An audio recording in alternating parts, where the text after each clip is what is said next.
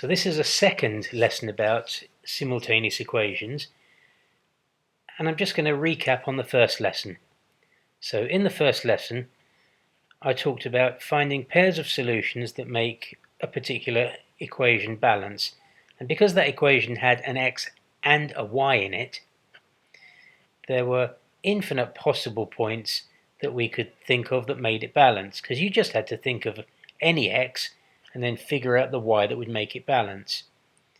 So something that's just a single equation but with two variables in it has an infinite number of pairs of solutions. So remember that there's an infinite number of x, y pairs that can make that equation work. And then we talked about another equation with x and y in it, and again there were an infinite number of x and y pairs that made that equation work.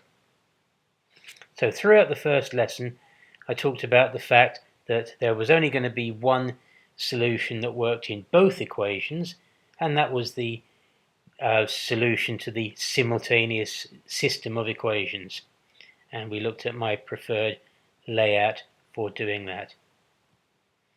So that was the whole of that last lesson, and today I'm going to talk about another way of approaching simultaneous equations, and that's the graphical approach. So as you know from a previous unit, the general equation of a straight line is y equals mx plus c, so you can write a straight line equation as y equals something x plus something else, and the numbers in that tell you something about how the graph is going to look. So the number in front of x tells you the gradient. So if for example it was a 5x, y equals 5x plus something, then that would tell you that the graph was very steep and that it went 5 units up for every one across. That was all in a previous unit. And then the number at the end tells you the intercept. So if it was y equals 5x plus 2, for example, then that would tell you that it cut the vertical axis at 2. Okay, so if you make the graph of a straight line, it's got infinitely many points on, and all of those points are x and y values that make the equation balance. So the graph of an equation represents all of the xy pairs that make the equation balance. And a single equation containing x and y can have as many solutions as we want to think of. So going back to what I said at the start and told you to remember, going back to the start there, so an equation with x and y can have as many pairs of solutions as you care to think of. And back to this graph now. There it is. That corresponds to the fact that the line that represents the equation has an infinite number of points on it, and all of those are x and y values that would make the equation, the corresponding equation, balance. So a single equation containing x and y can have as many solutions as we want to think of, and there are correspondingly infinite points on the line that represents it. And similarly, if you've got two separate equations and they've both got x and y in them, they've each got infinite number of points on the lines, and that corresponds to the fact that there's an infinite number of solutions you can think of that would make any one of the equations work. And then the other equation, again, there's an infinite number of x and y solutions that would make the other equation work, but there's only one point where those two lines are going to cross, and that corresponds to the fact that there's only one x and y pair of solutions that's going to work in both equations. So going back now again to simultaneous equations, there it is. So we looked at the fact that this equation has any number of possible solutions you want to think of. Another equation has any number of possible solutions you care to think of. But when we were trying to figure out solutions that worked in both equations, there was only going to be one pair of solutions that worked in both equations. And that's directly analogous to the fact that if you draw their graphs, there's only going to be one point where they meet. So two individual lines each have infinite x and y pairs of solutions that make them balance. They only meet at one point, and that corresponds to the fact that only one xy pair will work in both equations. So as an exercise, plot the graphs of y equals 3x minus 2 and y equals x plus 4 and figure out where they meet. Okay, so the line of 3x minus 2, the minus 2 is going to tell us that it cuts at minus 2.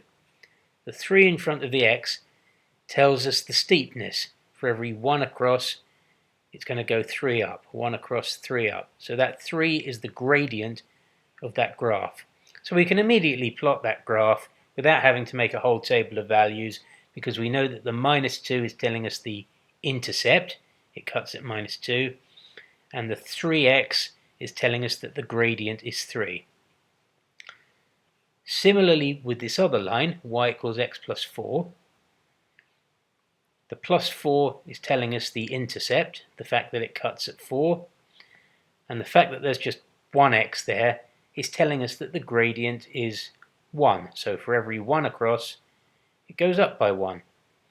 So again, we can draw the graph of y equals x plus 4 without having to make a whole table of x and y values, because the numbers in the equation tell us what the graph is going to look like. Now those two graphs meet at the point 3, 7.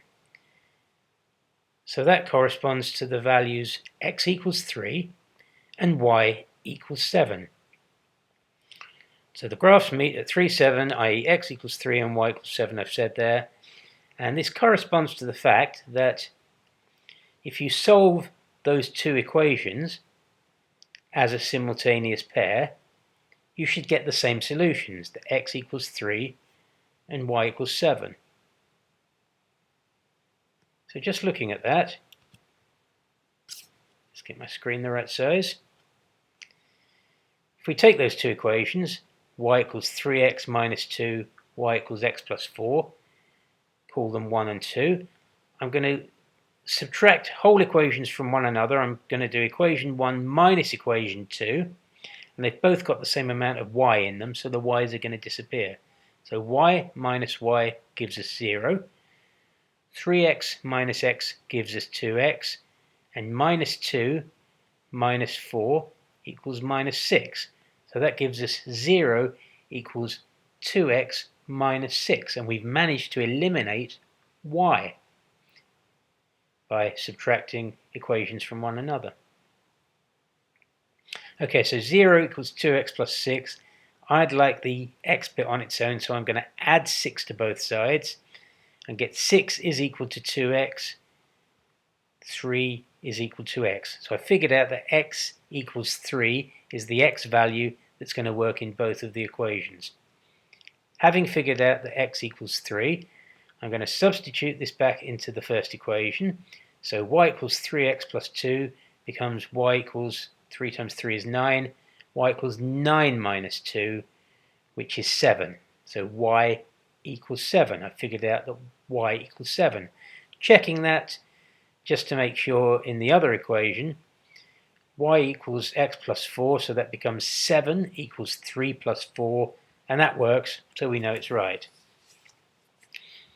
So we figured out that the solution is x equals 3, y equals 7, and going back, that corresponds to the fact that the graphs meet where x equals 3 and y equals 7.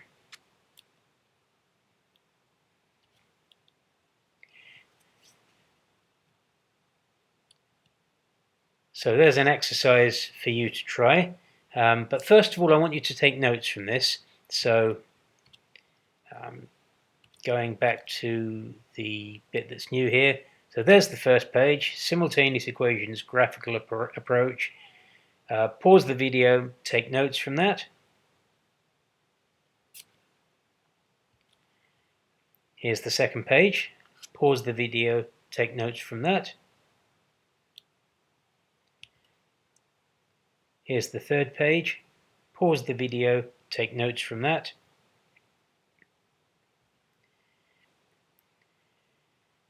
So here's the question. Pause the video, jot that down. Here's the graphs of those two and the fact that they meet at 3, 7, x equals 3, y equals 7. Pause the video and copy that graph neatly.